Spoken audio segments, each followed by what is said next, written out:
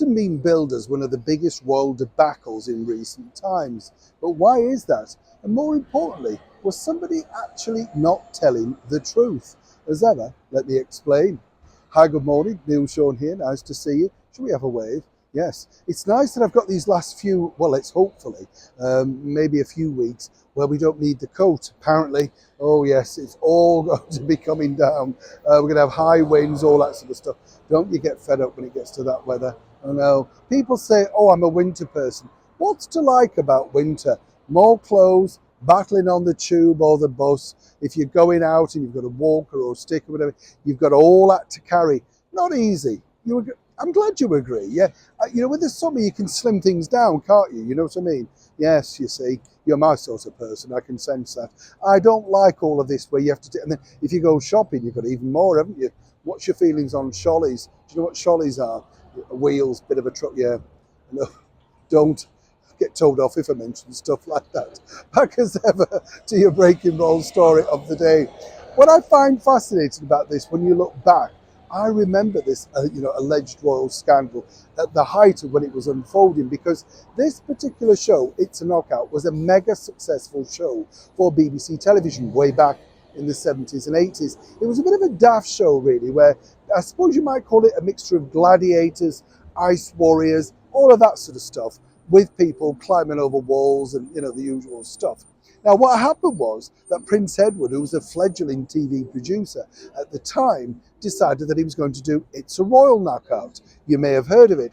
All of these big stars were going to be taking part, including lovable comedians like Sue Pollard, Les Dennis, and real-life royals like Her Royal Highness, the Princess Royal Princess Anne.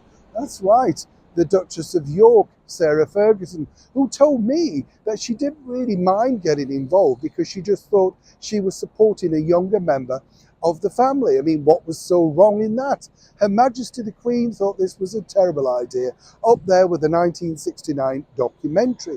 And you can imagine, if she says no, you would have thought that she wanted to appear slightly supportive to her youngest son. But did someone actually lie to this particular international Hollywood superstar? We're talking, of course, about the brilliant Saturday Night Fever, Grease star, Pulp Fiction, I know there's many other films, John Travolta. Now, John had become a personal royal favourite after dancing with the beautiful Princess Diana at the White House alongside Ronald Reagan and Nancy Reagan. And as you could see, they definitely had a frisson on the dance floor. So John agreed to appear, as one can imagine, at the It's a Knockout and It's a Knockout. So as you can imagine, take three. So as you can imagine, John was more than happy to appear in the royal version of It's a Knockout because he was under the belief that the Prince of Wales, as he then was, and Princess Diana were set to take part. So much so that even when he arrived into England, he thought this was the case. However, Princess Diana didn't like this idea, wasn't her cup of tea at all, wasn't that much of a fan of the show, and very politely, as only she could, declined. Prince Charles himself at the time was, none too fussed really, thought he would if she wanted to, but because she didn't want to, he didn't want to, so there were two people out. This left, of course, Prince Edward to explain to the superstar that was John Travolta that sadly this time around, there would be no Princess Diana to share screen time with. This, as you can imagine, didn't go down too well. And this is a story that's been buried for a very long time, not even revealed on that recent documentary over here on UK TV.